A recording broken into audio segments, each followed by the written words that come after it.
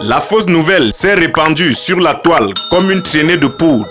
La rumeur d'une suspension de Marcus Brissus Ier par la FECAFOOT, des pages tordues de journalistes et autres créateurs de contenu peu empiriques ont au fait de confirmer cette histoire digne de camerounaiserie. Quand bien même ça aurait été vrai, à se demander ce qu'il gagne concrètement.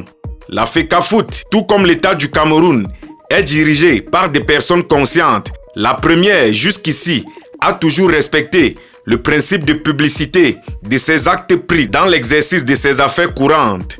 Il ne revient donc pas à quiconque, fût-il églysien ou hibou, encore moins panthère ou oubi, de tenter de communiquer en son nom, d'où la présente sortie dont je vais vous faire lecture. Fédération camerounaise de football, communiqué numéro 126, FECAFOOT-SG, SGA, 09-2024, portant démenti d'un document en circulation.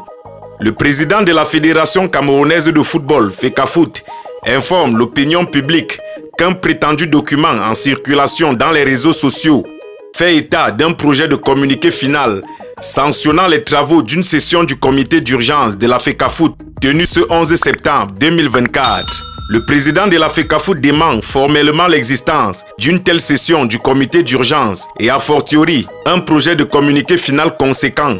Il condamne avec fermeté cette autre tentative des acteurs malveillants au dessein inavoué visant à ternir l'image de la FECAFOOT dans un contexte de recherche définitive d'une atmosphère apaisée et sereine nécessaire à l'atteinte des résultats et performances souhaités par l'institution dont il a la charge. Il invite l'opinion publique à ne pas céder à l'écoute de ces sirènes de la manipulation et de la déstabilisation. Fait à Yaoundé le 11 septembre 2024, signé le secrétaire général Blaise Djounang.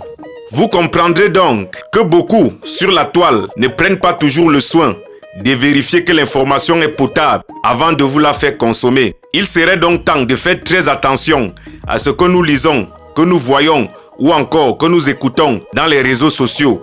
À bon entendeur, nous sommes ensemble pour la suite.